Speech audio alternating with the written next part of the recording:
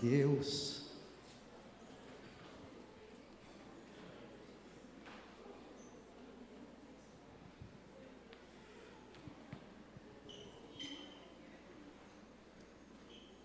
Graça e paz, queridos.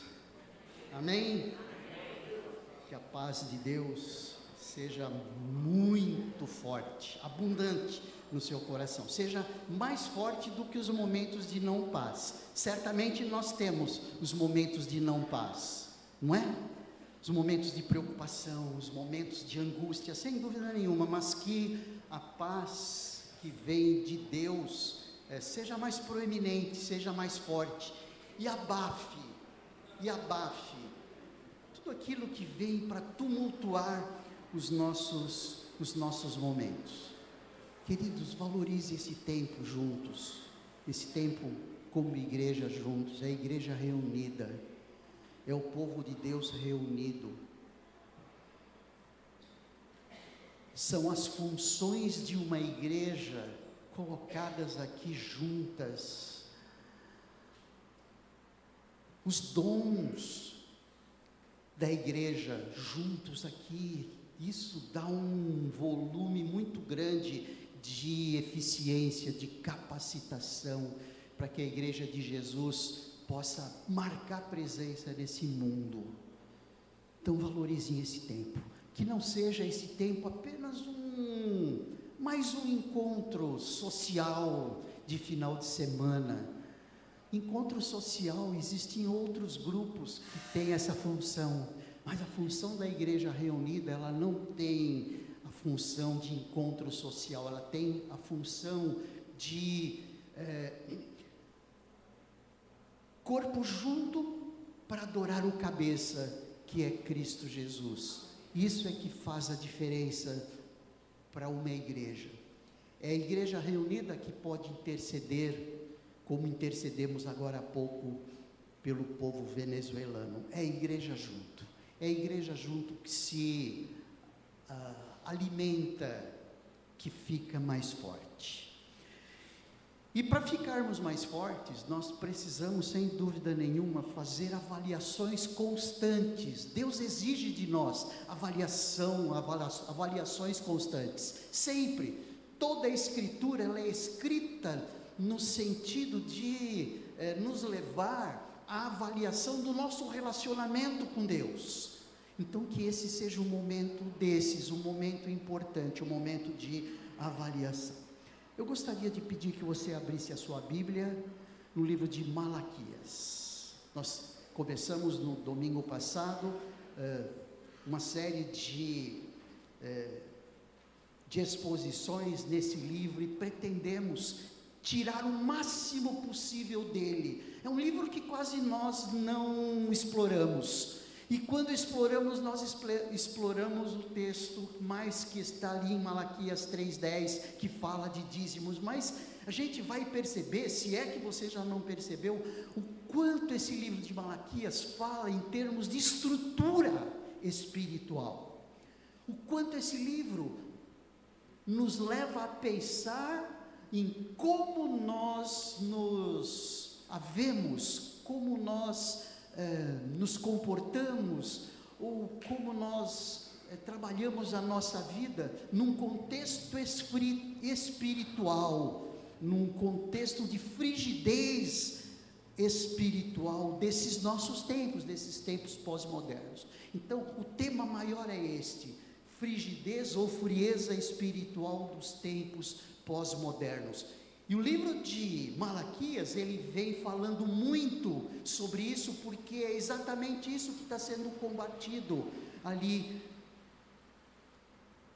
para os interlocutores de Malaquias, que na realidade não sabemos se Malaquias era um nome, era uma pessoa, porque a tradução de Malaquias aqui é meu mensageiro, a ponto de, no versículo 1, o texto diz: sentença pronunciada pelo Senhor contra Israel por meio do meu mensageiro. Na sua Bíblia aí, pode olhar, acompanha aí, deve estar por meio de Malaquias, ok, mas em algumas Bíblias que querem ser o mais fiéis possíveis, aí, o mais fiel possível aí, diz por meio do meu mensageiro. Mas não importa se era uma pessoa, se não era uma pessoa, não importa nem se Malaquias era um nome, se o autor fosse esse nome, quem sabe um outro, como sendo Esdras mesmo, mas não importa, o importante é quem está falando no microfone. Malaquias aqui, o meu mensageiro aqui, é apenas o alto-falante, que transmite uma palavra daquele que está no microfone. Quem é que está no microfone falando? É o pastor? Aqui é, mas no texto é o próprio Deus falando ao meu mensageiro e dizendo assim: passe isso para o povo, seja um alto-falante meu, eu vou estar te falando agora nos ouvidos e você vai estar reproduzindo aquilo que eu estou falando para este meu povo. Então, isso é o que nós estamos vendo aí, nós vamos ver cada vez mais. Se nós pudermos dar um título para a mensagem de hoje, nesse texto aqui que nós vamos ler, do capítulo 1, versículo 1 até o versículo 5, esse texto, esse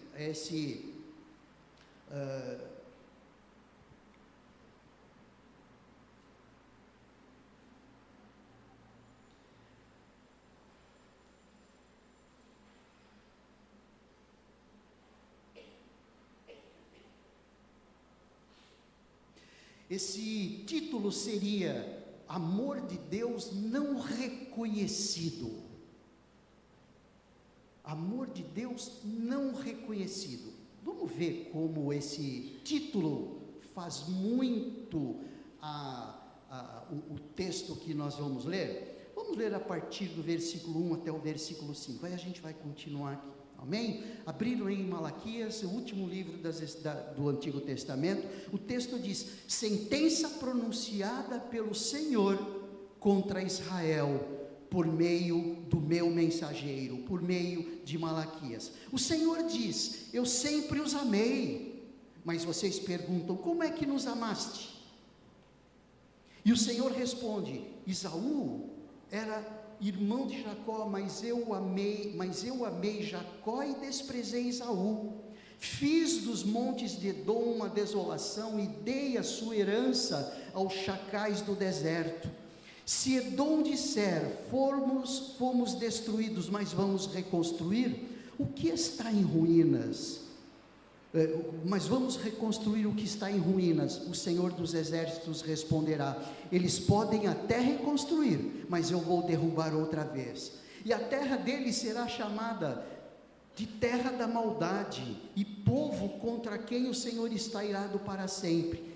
Vocês verão isso com os seus olhos e dirão: o Senhor é grande, grande também fora das fronteiras de Israel. Vocês verão isso com os seus olhos e dirão: o Senhor é grande, também fora das fronteiras de Israel.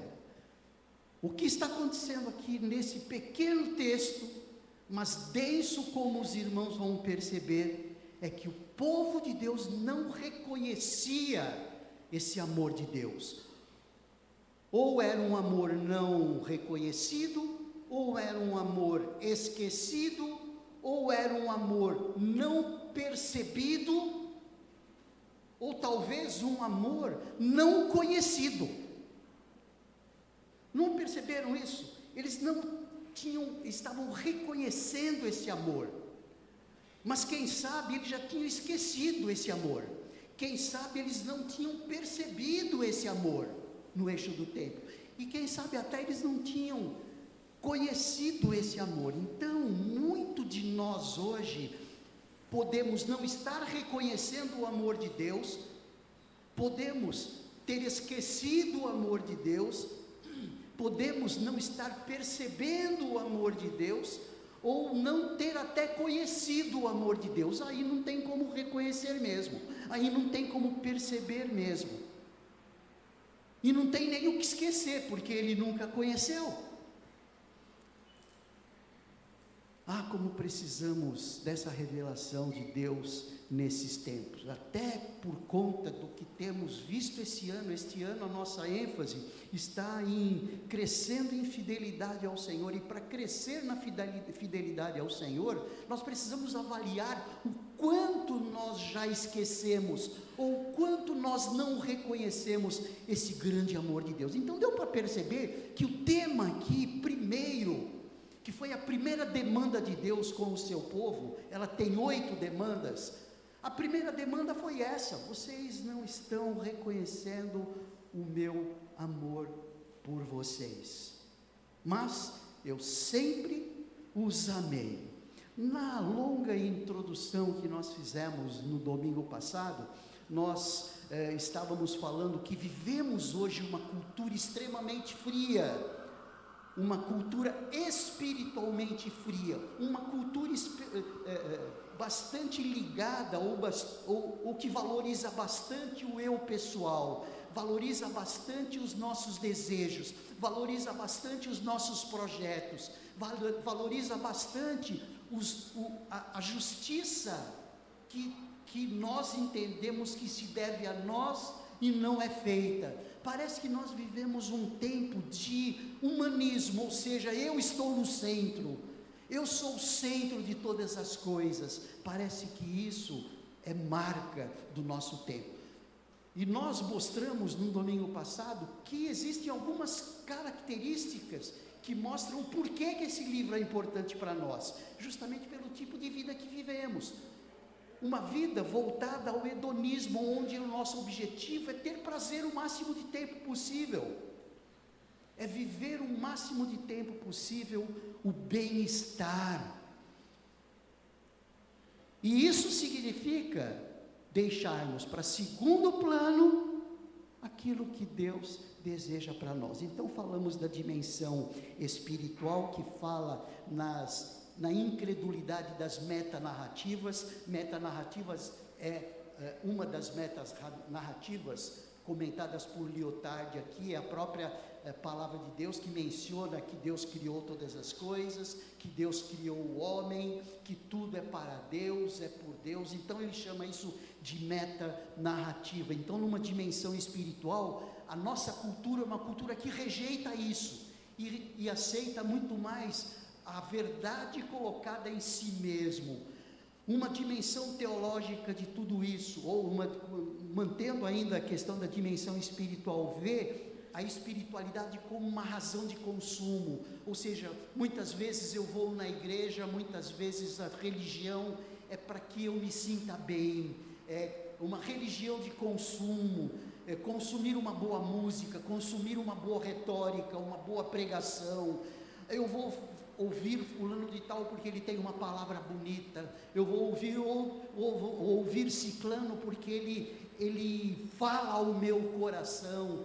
Então, algumas coisas que estão bem localizadas nos tempos de hoje. E falamos bastante sobre isso. E por último, numa dimensão prática, nós vemos tempos de grande afrouxamento ético, moral, flexibilização de normas comportamentais, tentando entender tudo aquilo que é normal para os tempos de hoje. E por ser normal nos tempos de hoje, Deus está aceitando tudo e não é verdade.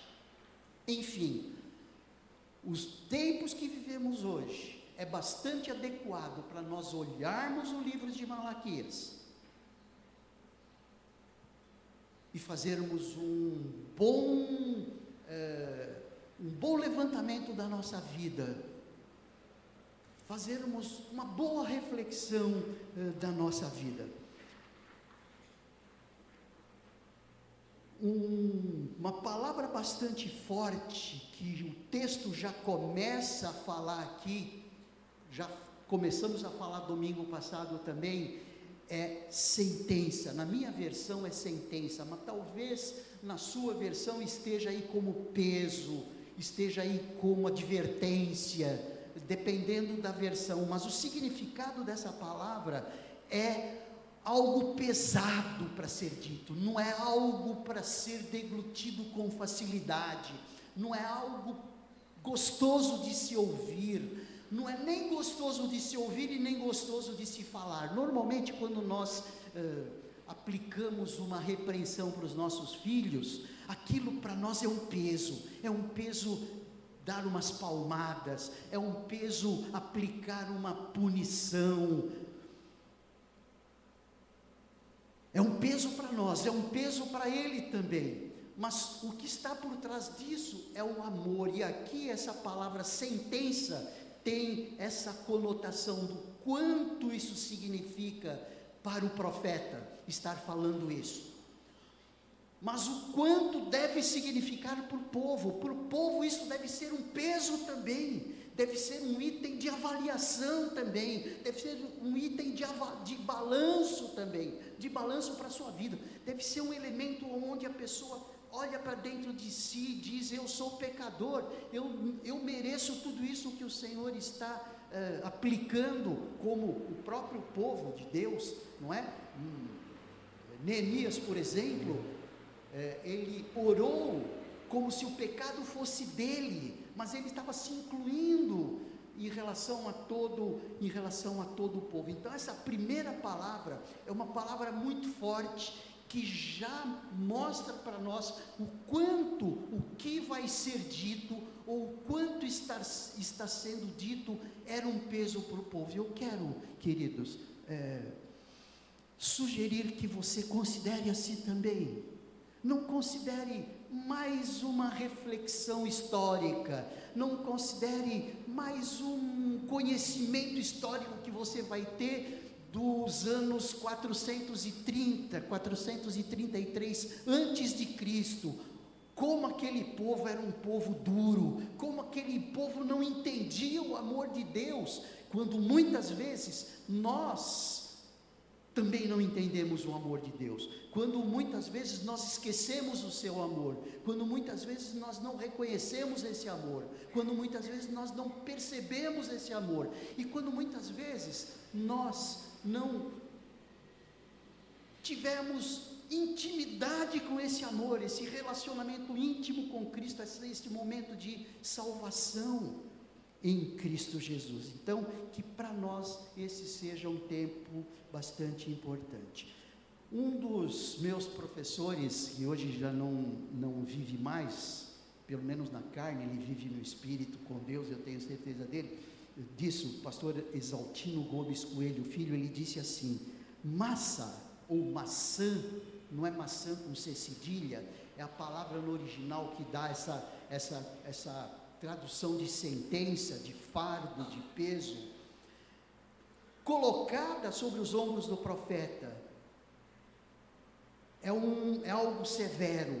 Massa é uma carga colocada sobre os ombros do profeta, é algo profetizado com dor, porque nem sempre é muito agradável. Se é algo profetizado com dor, porque nem sempre é muito agradável, que é pregar contra o seu próprio povo. Veja-se, por exemplo, a dor de pregar contra o seu próprio povo, é um peso também para Israel. Não é uma mensagem leve, digestível, descartável, fácil de ouvir, é uma mensagem dura, é o que diz aqui o pastor Exaltino, em relação a essa palavra. Olha só, como uma palavra tem um significado tão expressivo assim, quando olhado da perspectiva do original. Por isso que a gente costuma dizer que o português, apesar de ser uma língua rica em relação a algumas outras, é um idioma pobre. O português é um idioma rico em relação a alguns outros, mas é um idioma pobre em relação ao original hebraico, por exemplo, ou mesmo grego, quando a própria palavra tem um significado bastante profundo. Diante de todas essas afirmações de confronto de Deus com o seu povo, eu sempre amei vocês, e o povo dizendo de que maneira Deus o amou. Eu sou seu pai, onde está a honra que mereço? E o povo dizendo, como desonramos a Deus? Estou passando aqui, inclusive, de todo o livro aqui. Judá foi infeliz, foi infiel e desonroso, Deus dizendo, o povo dizendo, por que somos acusados de infidelidade e desonra? Deus dizendo, vocês cansaram o Senhor com suas palavras, e vocês dizem, como cansamos a Deus? Deus diz, voltem-se para mim e eu me voltarei para vocês. E o povo diz, como podemos nos voltar para Deus? Ou de que maneira voltaremos? Vocês têm me roubado, Deus diz. E o povo diz, em que temos te roubado? O povo diz, vocês falaram coisas terríveis contra mim. E o povo diz, o que dissemos contra Deus? Então, esse é o conteúdo do livro de Malaquias. Olha só como isso deve ser instrutivo para nós, quando rejeitamos alguém que diz que nós não conhecemos o amor de Deus, quando alguém diz que nós desonramos a Deus, quando alguém diz que nós somos infiéis a Deus, quando alguém diz que nós nos cansamos de Deus, quando alguém diz que nós como podemos voltar a Deus se nós já estamos diante de Deus? Olha só, percebe como a posição do povo naquela época pode ser a nossa hoje. Eu espero que a gente tenha sido racionalmente convincente quanto à importância desse livro de Malaquias para nós. De qualquer maneira, a causa fundamental da decadência religiosa e moral em Judá, que era isso que Malaquias combatia, tinha a ver com a falta de confiança no amor pactual de Yahvé. Yahvé é uma expressão bastante pesada também, bastante forte, porque tem a ver com o nome do Deus Todo-Poderoso, eu sou Senhor. Tanto é que os fariseus, os sacerdotes, os levitas, quando escreviam Yahvé, eles não usavam mais aquela caneta, eles jogavam aquela caneta fora. Então, o amor pactual de Yahvé, o amor pactual de Deus, não estava sendo entendido, eles não confiavam nesse amor pactual, e por isso a decadência moral, por isso a decadência religiosa. Pastor, o que significa amor pactual? Eu acho que é bastante importante nós estarmos mostrando isso. O amor pactual é um amor aliançado, é um amor aliança, é um amor incondicional, é uma aliança incondicional, não feita pelo homem em relação a alguma outra coisa, mas é uma aliança de Deus para com o homem, é um pacto extremamente relevante, porque é feito de Deus para com o seu povo, de amá-lo. Ou seja, Deus não vai fazer uma aliança, não faz um pacto que Ele não vá cumprir. Por isso, é algo que é muito forte. Amor pactual é algo que tem a ver com um amor incondicional. Tanto é que nós, quando somos atraídos por Deus, nós não somos atraídos pelas nossas qualificações, nós somos atraídos pelo amor de Deus, pela misericórdia de Deus, porque se fôssemos ter que ser atraídos pelas nossas capacitações, nós nunca seríamos atraídos, Deus nunca nos atrairia a Ele. Então esse amor pactual, esse amor aliançado, contratado por Deus, Ele contratou esse amor desde a antiguidade, é um amor demonstrado independente do que merecemos. Paulo em Efésios capítulo 2, ele fala um pouquinho sobre isso. Eu gostaria de mostrar aqui, olha gente, esse versículo 2 ele é fantástico, do versículo 2 ao versículo 5 ele é fantástico, porque ele mostra um amor pactual declarado, afirmado, ele mostra o amor pactual questionado, e ele mostra um amor pactual vindicado. Vindicar significa justificar, ele justifica por que esse amor pactual. Então esse amor pactual, primeiro, ele é declarado: eu sempre amei vocês. É um amor declarado por Deus. Isso significa que o amor que Ele tem para conosco hoje, não é do presente, é do passado. O amor que Ele tinha para com o seu povo, nessa época, 430 anos antes de Cristo, era um amor que Ele contratou lá na eternidade, que de maneira específica Ele contratou com Abraão no capítulo 12 de Gênesis. Então veja só, como esse amor é lá de trás, ele não tem a ver com a nossa postura, ele não tem a ver com as nossas condições, é um amor eterno, é um amor lá de trás. Por isso é que Efésios, no capítulo 1, Paulo fala em Efésios no capítulo 1, que nós fomos escolhidos. Essa escolha é feita anterior a nós. Davi foi escolhido antes de nós, Iberê foi escolhido antes dele sequer imaginar, a sua mãe sequer imaginar, o seu avô, a sua avó sequer imaginar, e da mesma forma nós. Olha só, esse amor de Deus, esse amor não é um amor qualquer, não é aquele amor que nós temos a partir de uma realidade presente, a partir de uma situação presente, de uma situação atual. Não, é algo que Deus já tem para conosco desde o passado. Eu amei vocês. Nenhuma nação foi tão privilegiada como Israel. Por isso o valor que deve ser dado a Israel. Eu não estou falando de Israel político, eu estou falando de Israel, povo de Deus. Quando nós olhamos o texto de Gênesis no capítulo 12, abra ali em Gênesis no capítulo 12, para a gente recordar qual foi a base da revelação específica de Deus, ali quando Ele chamou Abraão, capítulo 12 de Gênesis, Deus chamando Abraão ali,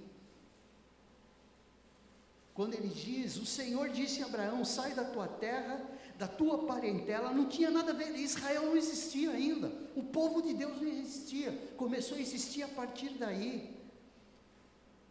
Sai da tua terra, da tua parentela e da casa do teu pai, e vá para a terra que eu lhe mostrarei, farei de você uma grande nação, e o abençoarei, e engrandecerei o seu nome, seja uma bênção, abençoarei aqueles que o abençoarem, amaldiçoarei aquele que o amaldiçoar, em você serão benditas todas as famílias da terra, a minha família, a tua família, somos abençoados a partir dessa promessa. O amor de Deus, o amor de Deus sobre a sua vida, vem daqui,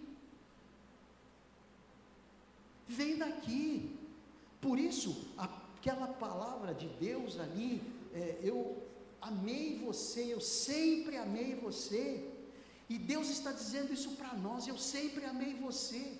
Não tem razão de nós não reconhecermos esse amor, que muitas vezes nós fazemos, não tem razão de nós não percebermos esse amor, como muitas vezes nós fazemos, e a gente vai ver no decorrer dessa conversa, o quanto nós muitas vezes não reconhecemos, o quantas vezes nós não percebemos. Nenhuma nação foi tão privilegiada quanto Israel. Dá para perceber isso? O que nós temos hoje acerca da revelação de Deus, foi por causa disso. O mundo só conhece a Deus por causa de Israel. Peguem isso. E eles perderam essa dimensão de privilégio, a ponto de não reconhecer o amor de Deus. Quantas vezes nós perdemos o privilégio de não percebermos o grande amor por nós, quando nós reclamamos por besteiras, quando nós não percebemos que as coisas não andam como nós queremos que elas andem, nós já começamos a questionar a presença de Deus na nossa vida, ou começamos a reclamar de uma coisa, de outra, murmurando, como o povo sempre fez e como sempre fazemos. Isso são elementos marcantes do não reconhecimento do amor de Deus. Gente, nenhuma nação foi tão privilegiada quanto Israel. Porque Deus disse assim: eu sempre amei você. Azenate, você é hiper, super, mega privilegiada, porque Deus está dizendo para você: eu amei você. Ele não diz eu amo você, ele diz eu amei você desde a eternidade.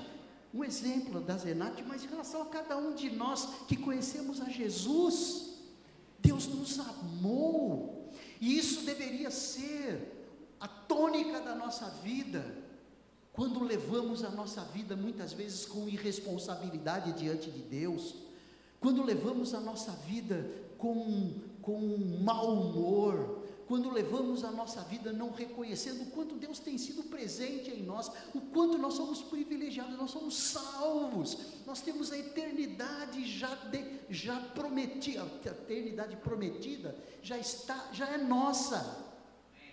Se nós morrermos agora, nós vamos para o céu, e não é porque nós somos bons. Sabe, então isso precisa estar marcado. E o que Deus está dizendo para o povo aqui através do seu mensageiro, é dizendo: olha, vocês são privilegiados demais, eu sempre amei vocês. Como é que vocês dizem como é que você me ama? Esse amor pactual, estendido aos descendentes de quem recebeu a promessa. Quem recebeu a promessa? Abraão, mas foi estendida a todos os descendentes. Quando nós olhamos capítulo 7 de Deuteronômio, versículos 7 e 8, ele diz assim: o Senhor os amou e os escolheu lá atrás. Deuteronômio aqui era Moisés estava entregando o bastão para Josué, e ele está dizendo: Deus o amou e o escolheu em Abraão. Nós somos escolhidos em Abraão, lá atrás, não porque vocês eram mais numerosos do que os outros povos, vocês eram o menor de todos os povos, mas porque o Senhor os amava, e para cumprir o juramento que tinha feito aos pais de vocês, o Senhor os tirou com mão poderosa e os resgatou da casa da servidão, do poder de Faraó, rei do Egito. É isso que o texto está falando aqui. E quando colocando em termos contemporâneos, nós fomos tirados da casa da servidão de Satanás e fomos trazidos para o reino do Filho do seu amor. Não porque eu merecia, eu fui tirado de lá. A salvação veio de fora. Deus me pegou ali na lama e me trouxe para o reino do Filho do seu amor, e fez isso em relação a nós. O que eu tenho que reclamar da minha vida? Percebe isso? Por que eu não posso ser fiel ao meu Deus? Por que eu não sou fiel ao meu Deus?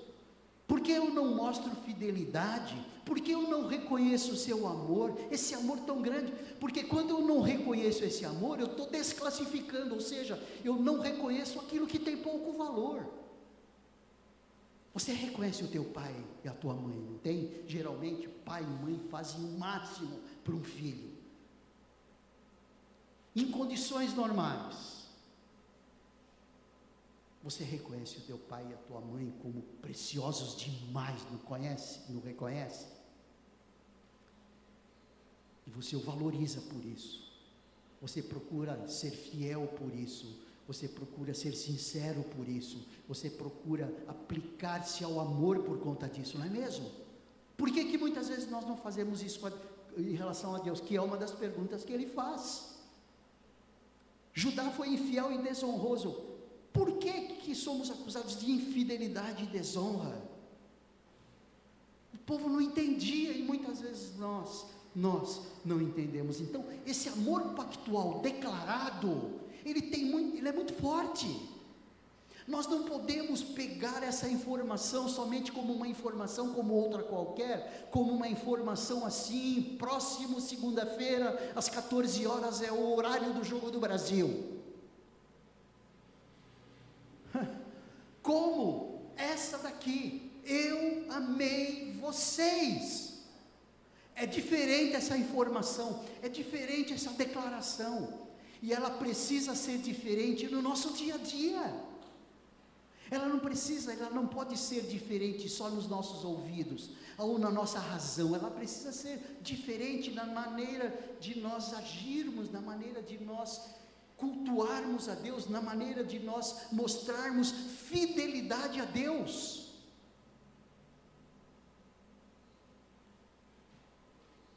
Esse amor dedicado a Yahvé pode ser até comparado, assim, de maneira muito sem valor, tá? Ao amor que o esposo tem para com a esposa, o amor da esposa tem para com o seu esposo. Ninguém bota o pé aqui no meio, um só, sabe? Uma só carne, ninguém põe o dedo aqui, sabe? Esse amor, essa cumplicidade, como eu amo essa palavra, essa cumplicidade, ninguém fica ali no meio da Inês e do João Neto, estão juntinho ali, não vem não, sabe? É esse amor, é um pouco desse amor que pode ser identificado, que deveria ser identificado da nossa parte como igreja, para o nosso Deus Todo-Poderoso. Ele pode ser identificado também de maneira muito pouco, porque o amor que a esposa tem para com o esposo tem para com a sua esposa, o amor que um pai tem por um filho, não dá para ser comparado com o amor que Deus tem para conosco, não dá. O amor que Deus tem para conosco é muito mais forte.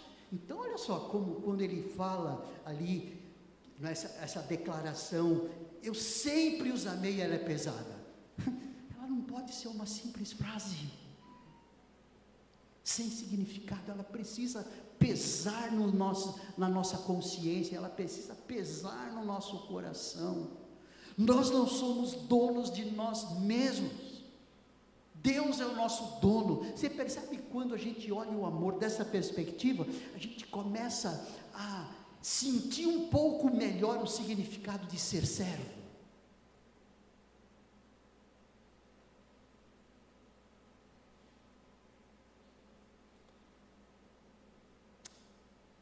E esse amor, escolha,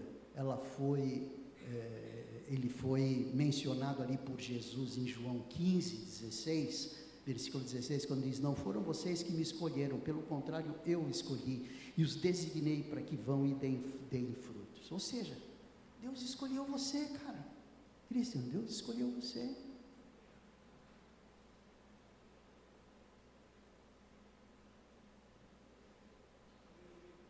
O que nós fazemos com isso, hein, gente? Hein, Aninha, o que a gente faz com isso? Não com a frase, simplesmente como outra qualquer, mas com esse amor profundo, esse amor declarado por Deus. Deus nos escolheu não foi porque tivemos fé, e sim, a fé se dá porque fomos escolhidos. Olha, muitas vezes a gente começa a colocar nós como centro e diz, não, nós fomos escolhidos porque tivemos fé. Não, nós temos fé porque fomos escolhidos. Ou muitas vezes nós dizemos assim, Deus nos escolheu porque tivemos obras. Não, as obras acontecem porque fomos escolhidos. Ou senão, que Deus nos escolheu a partir da nossa santidade. Não, nós fomos escolhidos para ser santos. Aí a gente já está falando de alguns desdobramentos dessa escolha, alguns desdobramentos desse grande amor, que muitas vezes a gente faz o que com isso, gente? Deixa quieto. Eu sou pecador mesmo, está tudo bem. Deus é amoroso, Ele é misericordioso, Ele é mesmo, né? Mas muitas vezes nós descansamos nisso para agir como nós queremos, agir como nós desejamos. Parece que a não compreensão desse amor era o motivo da decadência espiritual e moral desse amor que precisava ser declarado. Mas que precisava ser declarado não que entrasse nos ouvidos do povo, mas que entrasse no coração do povo. E que essa declaração de que Deus nos ama, aliás, a gente vai mostrar depois, não é?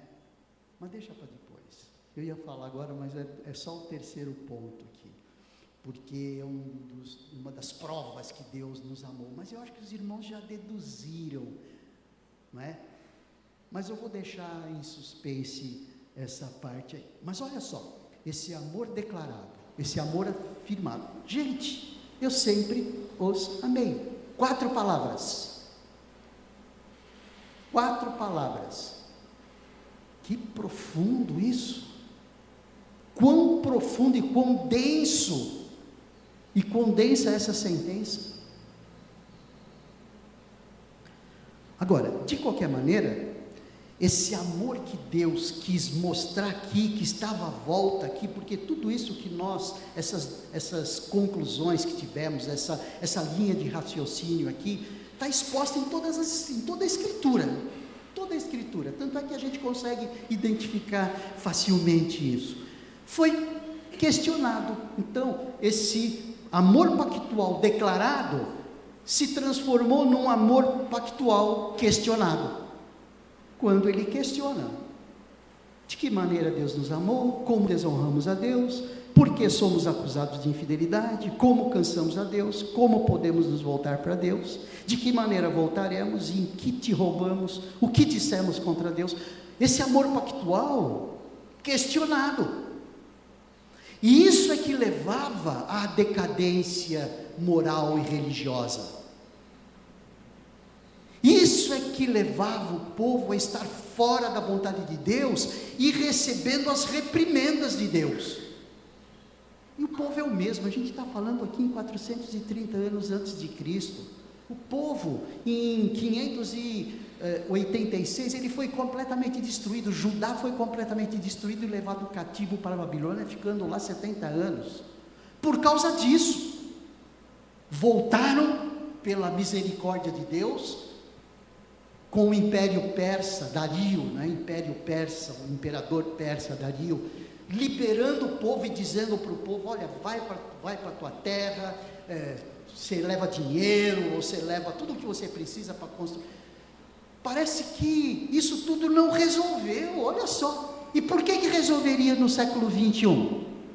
Por isso é que esse texto fala conosco, porque o povo é o mesmo, só muda de endereço e de época.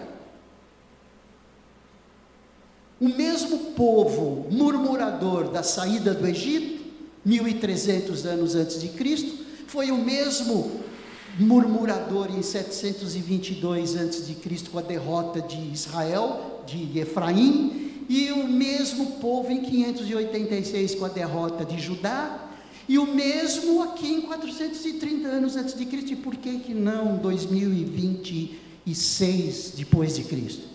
É o mesmo povo, mudou de endereço, porque nós estamos em São Paulo, Israel estava ali na Palestina, onde já sabemos geograficamente onde fica. E de época, viveram essas épocas, e nós vivemos na época de hoje. O povo é o mesmo, a nossa cabeça é o mesmo. Esse amor pactual questionado, ao invés de devoção afetuosa, olha só, não é o que Deus esperava, uma devoção afetuosa, como ali na Shema hebraica. Qual é o texto da Shema hebraica mesmo? O irmão se lembra? Shema é a palavra escute. Deuteronômio 6, escuta, ó Israel. É o Shema hebraico, é o texto que as crianças aprendiam desde que nasciam. Escute, Israel, O Senhor nosso Deus é o único Senhor, portanto ame o Senhor seu Deus de todo o teu coração, de toda a sua alma, com toda a sua força. Essas palavras que hoje te ordeno estarão no seu coração. Isso é que o povo devia, e isso é o que nós devemos hoje. Aí é para outro momento, nós mergulharmos nesse versículo 4 de Deuteronômio 6. Escuta, Igreja Batista Vida Nova, o Senhor nosso Deus é o único Senhor, portanto ame o Senhor, como você ama a sua esposa, de maneira como Deus quer, tá bom? Porque nos tempos de hoje tem esposa e tem esposo que, não é? Mas como você, filho, ama seu pai, como você, pai, ama o seu filho. Mais do que isso, já que isso aí são exemplos humanos, não é? Igreja Batista Vida Nova, o Senhor nosso Deus é o único Senhor, portanto, ame o Senhor, o seu Deus, de todo o coração, de toda a sua alma, as suas emoções, a sua vontade, e com toda a sua força. Essas palavras que hoje lhe ordeno estarão no seu coração. Ao invés dessa devoção que deveríamos ter, muitas vezes, assim como eles, mostravam insensibilidade, eles estavam insensíveis a essa devoção que Deus queria deles, por amá-los. Esse amor pactual, que se a gente for fazer um pacto entre seres humanos, amor pactual é um amor que tem volta, ou seja, eu sou fiel na proporção do que você é fiel, mas Deus é fiel independente disso. Ou seja, eles estavam insensíveis, apesar de tão profunda e tão bem fundamentada declaração, o amor não cria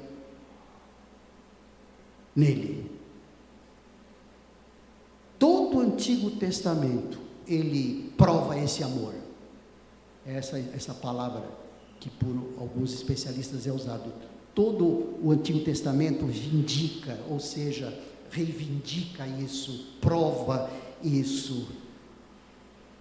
Um homem de expressão do século XIV, Thomas Moore, ele diz assim: a raiz do pecado do povo é a insensibilidade do amor de Deus.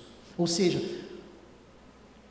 tanto mais quanto for a insensibilidade do amor de Deus, mais o pecado fica mais forte, mais enraizado. Ou seja, a raiz do pecado do povo é a insensibilidade do amor de Deus. E aquele meu professor, pastor Isaltino, ele diz assim, há uma série, olha só, como ele já mostra aqui alguma coisa bem aplicável a nós. Olha só, há uma série de desacertos no relacionamento entre Deus e seu povo. Não tem como discordar de que isso é realidade hoje. O pastor Isaltino escreveu esse livro na década de 90. Não mudou. Há uma série de desacertos no relacionamento entre Deus e seu povo. A origem de todos eles brota daqui. O povo não compreendia o amor de Deus. Grande parte do relacionamento inadequado entre os crentes e o seu Senhor também nasce aqui. É porque não compreendemos a profundidade do seu amor por nós, que levamos uma vida que deixa a desejar e damos um testemunho vacilante. Que coisa! Por isso que eu gosto de trazer algumas expressões, como ela foi gerada, porque elas falam tanto, não é? Elas falam tanto a nossa realidade aqui. E o apóstolo Paulo, falando ali em 2 Coríntios 5,14, ele fala, o amor de Cristo nos constrange. Será? Sim, ele constrange, mas será que nós recebemos isso com o constrangimento que deve ter? Sabe, a ideia de, a ideia aqui de o amor de Cristo nos constrange, o amor de Cristo ele nos coloca num beco sem saída, ou seja, nós não temos como sair disso.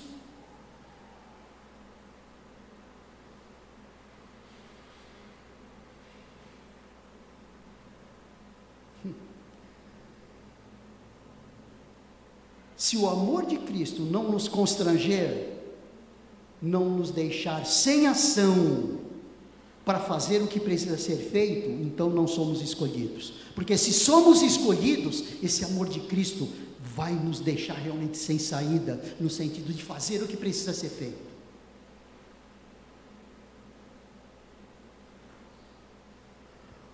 O Senhor estava cobrando esse coração percebedor do seu amor, e o povo não percebia. Muitas vezes nós não percebemos esse amor. Mais uma vez, aqui o pastor Isaltino diz: se nos falta consagração, se nos falta mais vida de serviço, se nos falta um engajamento maior, é porque nos falta a compreensão do amor de Deus. Gente, essa é a frase mais linda dele. De novo, olha só. Se nos falta consagração, se nos falta mais vida de serviço, se nos falta um engajamento maior, é porque nos falta a compreensão do amor de Deus. Porque se nós compreendermos o amor de Deus mesmo, a gente vai dar tudo. A gente não vai fazer restrição nenhuma. Percebe? Porque quando a gente tem a noção correta do amor de Deus, a gente dá tudo. Olha só um exemplo bom. Nós sabemos que famílias inteiras no Império Romano eram colocadas nos lugares para serem comidos por leões. O que os levava a se submeter a isso e não negar Cristo? Era a convicção do seu amor. A convicção do amor de Deus que aquelas famílias tinham, que aquelas pessoas tinham, aquela convicção que os grandes homens de Deus do passado tinham quando eram queimados vivos, mas não negavam a Cristo. A convicção deles era tamanha do amor de Deus, que ele abria mão de si mesmo. Ele se deixava jogar num tonel de óleo fervente, ele se deixava colocar como uma pira incandescente no meio da praça, ele se deixava ser comido por animais, pela sua convicção do amor de Cristo. Ou seja, o amor de Cristo constrangia de tal forma aquelas pessoas, que elas entregavam tudo. Isso é para nos deixar pequenininho mesmo, viu? Isso é para nos deixar desse tamanhinho aqui, ó, diante do que Deus exige de nós, pelo seu tão grande amor. E o objetivo é esse, é a gente tentar entender o que significa esse grande amor, que vai muito além do que uma mera construção de palavras. Esse amor pactual, por último, ele é vindicado, esse amor pactual, ele é justificado, esse amor pactual, ele é defendido no texto, pelo que ele diz ali. Esaú era irmão de Jacó, mas eu amei Jacó e desprezei Esaú. Fiz dos montes de Edom, porque Edom significa vermelho, isso tem tudo a ver com Esaú, porque quando ele saiu do ventre da sua mãe, ele tinha uma aparência vermelha, por isso ele foi chamado Esaú, e o lugar onde Esaú viveu foi Edom. Esaú era irmão de Jacó, mas eu amei Jacó e desprezei Esaú. Fiz dos montes de Edom uma desolação e dei a sua herança aos chacais do deserto. Os edomitas não existem mais, até hoje. Mas aí ele vem dizendo: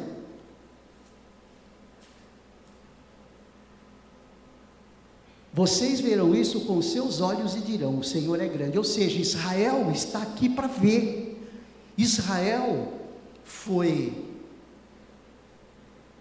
disciplinado por Deus, Israel foi levado cativo, Israel teve a sua cidade destruída, mas Deus fez-los voltar para Israel, pelo Império Persa. Israel, até hoje, em 1948, o povo de Israel estava mundo afora. O Estado de Israel foi estabelecido em 1948, Israel tem um lugar, é uma nação com uma regra, com uma doutrina, com um espaço e com povo, com território e com povo. E Israel é descendente de quem? De Jacó. Aliás, Israel é o nome mudado de Jacó.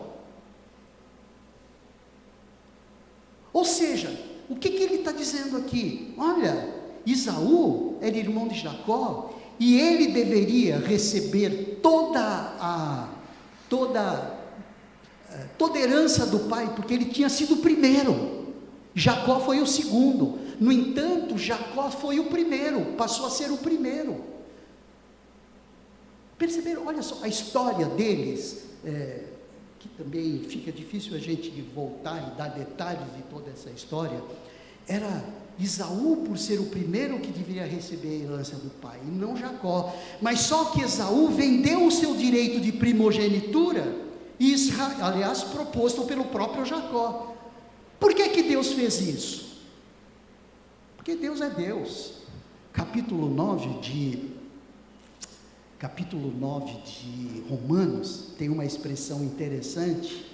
Gente, eu estou me delongando aqui, porque é necessário a gente entender essas coisas, porque são lições preciosíssimas para nós, tá bom? Em Romanos, no capítulo 9, abra lá em Romanos, no capítulo 9, com uma mão só fica mais difícil aqui, mas eu consigo. Olha só esse texto, como está escrito, versículo 13 do capítulo 9, olha só o que Paulo vem falando. Como está escrito: amei Jacó, porém desprezei Esaú. Que diremos, pois? Que Deus é injusto? Por quê? Porque antes mesmo na eternidade, antes de Esaú vender o direito de primogenitura, ou mesmo antes de Esaú escolher, Deus já tinha escolhido. Alguém pode dizer: pô, mas isso é injusto, coitado do Esaú, ele tem culpa disso? Mas aí olha só, que diremos então? Que Deus é injusto? De modo nenhum, pois ele diz a Moisés: terei misericórdia de quem eu tiver misericórdia, e terei compaixão de quem eu tiver compaixão. Assim, pois, isto não depende de quem quer ou de quem corre, mas de Deus que tem misericórdia. Gente, pensa, se eu sou de Cristo e você é de Cristo, porque Deus teve misericórdia de nós e nos preferiu, Ele preferiu a nós, do que outros que estão por aí, talvez, e que nunca receberão a Cristo. Eu fui escolhido. Gente, eu vou querer discutir o quanto Deus é injusto? Eu estou recebendo os benefícios disso. Glória a Deus por isso. E é isso que o texto está dizendo lá em Malaquias. Esaú era irmão de Jacó, mas eu amei Jacó e desprezei Esaú. A ideia de desprezar aqui, a palavra melhor, eu preferi Jacó do que Esaú. Inclusive tem até um exemplo de Raquel e Lia. Raquel era a esposa amada de Jacó, no entanto, lhe foi oferecida, Leia, né? Lhe foi oferecida Leia, mas Jacó amava mais Raquel do que Leia, e por causa de Raquel ele trabalhou mais 7 anos. Isso não significava que ele odiava Leia, significava somente que ele amava mais Raquel, e essa é a ideia aqui. Deus amava mais Jacó, ele amou mais a mim. Eu estava no mundo, gente, você estava no mundo, sem Deus, sem salvação, e Ele te chamou. Janete, ele te chamou, cara, ele te chamou lá.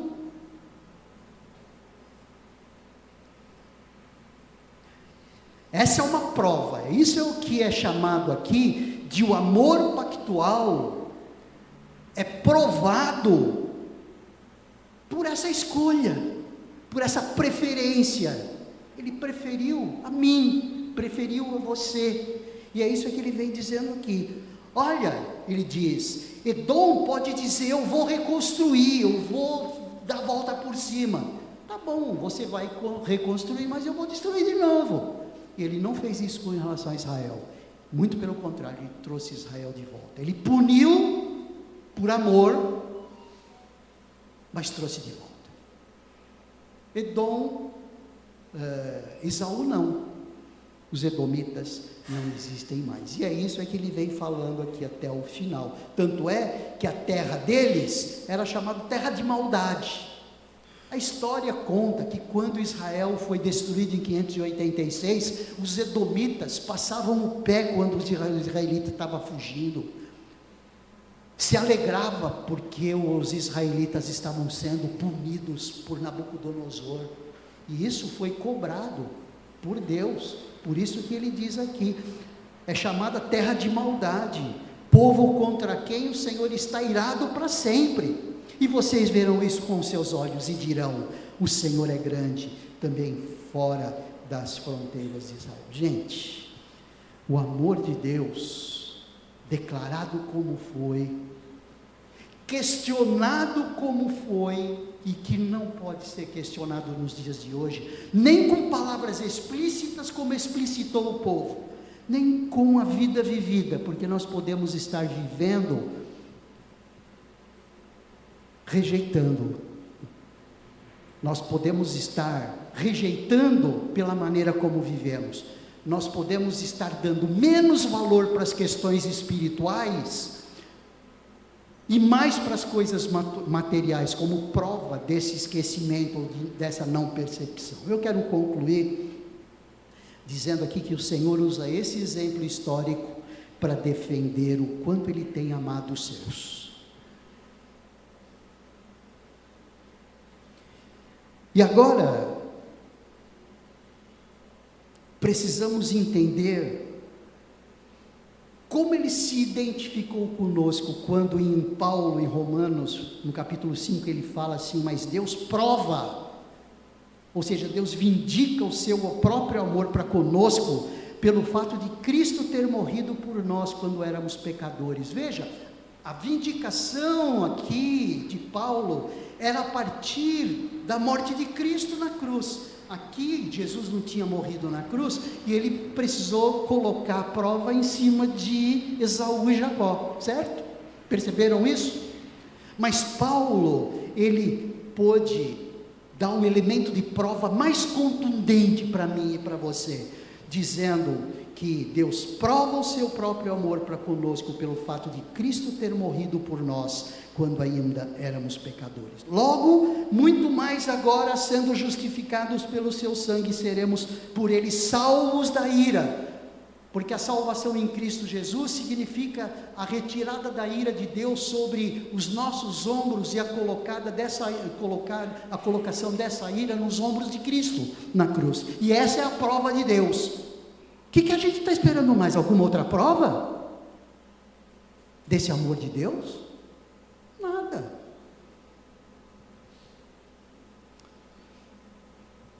E agora, nós é que precisamos provar o quanto nós o amamos. Ele já provou o quanto Ele nos ama. Portanto, irmãos, adivinha onde está esse texto? Exercício mental aí.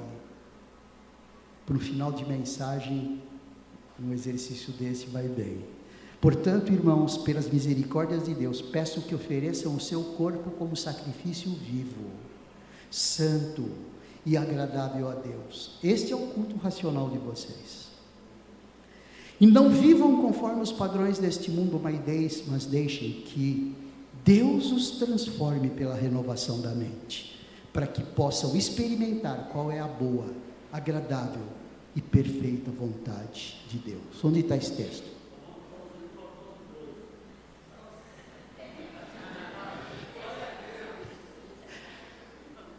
Quem não sabia que era, vamos ver a sinceridade, quem não sabia que era o capítulo 12 de Romanos?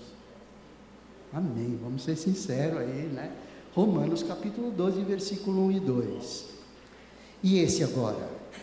Portanto, tenham cuidado com a maneira como vocês vivem, e vivam não como tolos, mas como sábios, aproveitando bem o tempo, porque os dias são maus. Por esta razão, não sejam insensatos, mas procurem compreender qual é a vontade do Senhor. E é isso, Neto. Efésios capítulo 5, versículo 15. Nós é que precisamos provar agora o nosso amor, porque Deus já fez isso, e se nós não conseguimos entender, perceber o amor de Deus, nós estamos no mesmo lugar que o seu povo, para quem Malaquias falou. Pai amado, nós te agradecemos, Senhor, porque a tua palavra, ela é muito forte. Perdoa-nos, ó Deus, quando muitas vezes nós não entendemos a força da tua palavra por estarmos muito mais preocupados com a nossa força. Perdoa-nos, ó Deus, quando nós não entendemos a tua palavra, porque nós estamos muito mais envolvidos na nossa compreensão da vida, nos nossos benefícios, se vamos receber ou não, e o quanto recebemos e o quanto não recebemos. Perdoa-nos, ó Deus, quando nós não estamos apercebidos do teu amor, quando estamos muito distraídos com o nosso dia a dia, com as coisas do aqui e agora. Perdoa-nos, ó Deus. Ajuda-nos, ó Deus, a perceber, a realmente nos constranger, como Paulo diz, com o amor de Cristo. É a nossa oração que fazemos, em nome de Jesus. Amém.